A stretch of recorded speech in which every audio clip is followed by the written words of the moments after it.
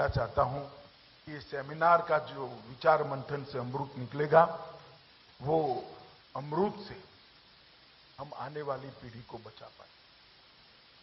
Narcotics के खिलाफ लड़ाई में हमने हमारे अप्रोच में बहुत बड़ा बदलाव किया। पहले जब भी कहीं पर भी घटना होती थी, पकड़े जाते थे, तो उसको एक केस के रूप में देखा जाता था। अब एनसीबी ने बहुत प्रयास के साथ एक एसओपी डेवलप की है कि ज्यादा मात्रा में नारकोटिक्स पकड़ा जाता है, बल्क नारकोटिक्स पकड़े भी गए थे। दरिया के बीच में जाकर हमारी एजेंसियां पकड़कर लाई हैं। तो जब ज्यादा मात्रा में पकड़े जाते हैं, तब वो कहां जाना था वहां तक जांच को ले जाना है।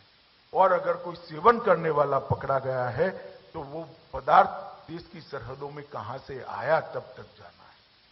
तो ऊपर से नीचे और नीचे से ऊपर की जांच का ये अप्रोच है, ये समग्रता का अप्रोच है, इसने परिणाम लाने में हमें बहुत बड़ी मदद की। और मैं मानता हूं इस अप्रोच को हमने आगे भी ले जाना है।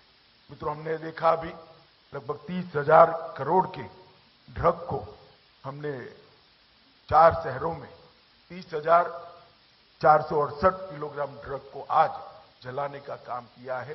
ये अभियान कई दिनों से चल रहा है और 15 अगस्त तक हम बहुत बड़ा ड्रग को जलाने का काम कर देंगे, क्योंकि कभी कभार ड्रग का धंधा करने वाले लोग ये जब्त ड्रग का भी उपयोग अलग अलग प्रकार से करते हैं। उनके लिए हम कोई जगह छोड़ना नहीं चाहते। इसके लिए देश की सुप्रीम कोर्ट और हाई कोर्ट ने भी कुछ आदेश पारित किए हैं, जिससे इसको जल्दी नष्ट करने में हमारी सरलता है। आज एनकोड पोर्टल का भी शुभारंभ हुआ है। एनकोड पोर्टल के माध्यम से देश भर की सभी एजेंसियां एक पोर्टल पे न केवल इंफॉर्मेशन ले पाएगी, इंफॉर्मेशन तो ले ही पाएगी, इसकी बेस्ट प्रैक्टिसेस का एक्सचेंज भी होगा। देश भर में जितने नारकोटिक्स के केसों के बारे में लैंडमार्क जजमेंट आए हैं, वो सभी उस साइट पर उपलब्ध होंगे और इसके माध्यम से ट्रेनिंग और प्रोसिक्यूटर दोनों होगी।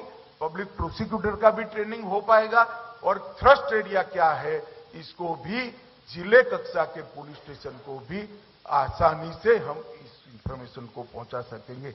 मेरा 5 राज्यों के पुलिस विभाग से संबंधित और नारकोटिक्स को डील करने वाली जितनी भी एजेंसियां, सबसे अनुरोध है कि ये एनकोड पोर्टल का आप जरूर उपयोग करिए और इसका उपयोग ही हमें आने वाले देश में, समग्र देश के अंदर एक ही तरीके से नारकोटिक्स के खिलाफ जो लड़ाई लड़नी है, इसके लिए मदद कर सकता है।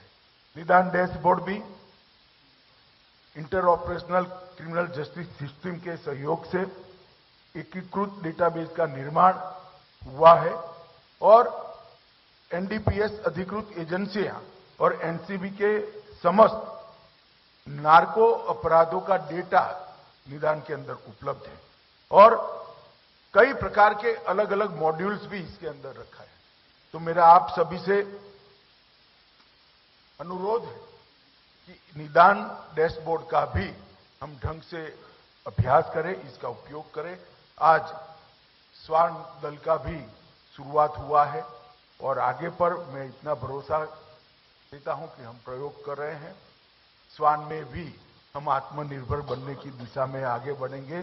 भारतीय स्वान ही नारकोटिक्स के लिए ट्रेन करने का काम भी हमने शुरू कर दिया है और बहुत कम समय के अंदर ये दिन आएगा कि नारकोटिक्स को आइडेंटिफाई करने वाले स्वान हमें बाहर से नहीं मिले। मित्रों, गृह मंत्रालय ने त्रिसूत्रीय फॉर्मूला पर काम शुरू किया है, संस्थागत संरचना की मजबूती। मैं आगे बात करूंगा एनकोड की। सभी नार्को एजेंसियों का सशक्तिकरण और समन्वय। सभी नारकोटिक्स के खिलाफ लड़ने वाली एजेंसियां, चाहे स्टेट की हो, सेंटर की हो या किसी और डिपार्टमेंट की, उसका सशक्तिकरण करना बहुत जरूरी है। दुनिया भर की बेस्ट प्रैक्टिसेस, बेस्ट अच्छे से अच्छे इंस्ट्रूमेंट और अच्छे से अच्छी इनके लिए सुविधाएं उपलब्ध कराना और विस्तृत जागरूकता अभियान और नशा मुक्ति। ये 3 मोर्चों पर हमने लड़ाई को डिवाइड की है और ये तीनों मोर्चों पर हम तेज गति से काम कर रहे हैं। मोदी जी हमेशा कहते हैं होल ऑफ गवर्नमेंट अप्रोच से ही समस्याओं का समाधान हो सकता है और ये समस्या तो एक प्रकार से ऐसी है जिसमें अगर होल ऑफ गवर्नमेंट अप्रोच नहीं है तो विफलता के अलावे कुछ काम नहीं। अगर हम युवाओं को नशे की लत से मुक्त कराने का अभियान तेज नहीं करेंगे तो कितनी भी नारकोटिक्स पकड़ लो हम फेल हो जाएंगे और अगर कितने भी युवाओं को आप नशे से मुक्त कराओगे, अगर नए युवा इसके अंदर जोड़ने का अभियान, जागरूकता अभियान नहीं करोगे तो फेल हो जाओगे और ये दोनों कर लिया मगर नारकोटिक्स को नहीं रोक पाए तो भी फेल हो जाओगे। अतः ये तीनों चीजों पर, ये तीनों बिंदुओं पर हमने एक समान होल ऑफ गवर्नमेंट अप्रोच के साथ आगे बढ़ना पड़ेगा। मित्रों, एनकोर को जुलाई 2019 में हमने रिस्ट्रक्चर किया। इसके अंदर 4 स्तरीय एनकोड मैकेनिज्म बनाया गया है। 6 स्तरीय एनकोड समिति है, कार्यकारी स्तरीय एनकोड समिति है, राज्य स्तरीय एनकोड समिति है और जिला स्तरीय एनकोड समिति जो डीएम की अध्यक्षता में है। राज्य स्तरीय समिति मुख्य सचिव की अध्यक्षता में है और भारत सरकार के अंदर 2 लेयर और है। 4 स्तर पर एनकोड मैकेनिज्म काम करता है और अब इसकी बैठकें भी मुझे कहते हुए आनंद हो रहा है कि रेगुलर हो रही है। फिर भी हमने डिस्ट्रिक्ट लेवल की बैठकों पर ज्यादा थ्रस्ट देना पड़ेगा, ज्यादा वजन लेना पड़ेगा, क्योंकि अंततोगत्वा परिणाम लाने वाली एजेंसी तो डिस्ट्रिक्ट में ही है। जिससे सबसे पहले इस समस्या से मुकाबला करना है वो एजेंसी डिस्ट्रिक्ट में बैठे। तो डिस्ट्रिक्ट जिला स्तरीय एनकोड समिति की बैठकें ठीक हो। सारे मुख्यमंत्री और गवर्नर साहिबान यहां बैठे हैं।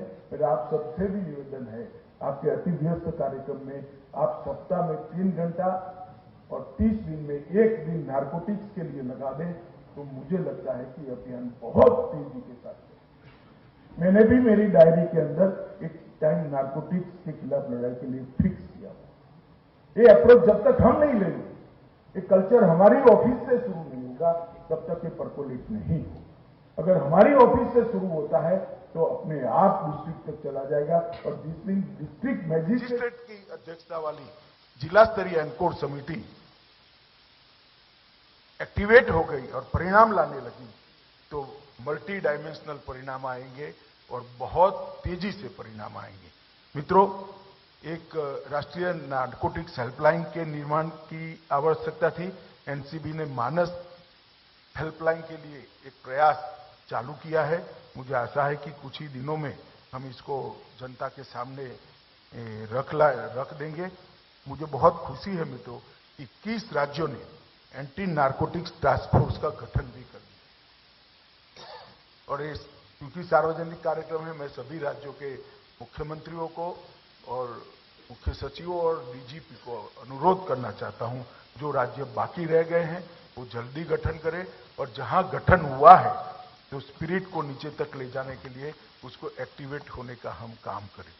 ड्रग और डार्कनेट पर लगाम, ये हमने बहुत तेजी से, एक ऐसा एरिया है जहां भी बहुत काम करने की जरूरत है। डार्क वेब और क्रिप्टो करेंसी का व्यापार, ये दो एक दूसरे के साथ जुड़ा हुआ है। गृह मंत्रालय ने अभी ही डार्क वेब और क्रिप्टो मुद्राओं पर एक टास्क फोर्स का गठन किया है।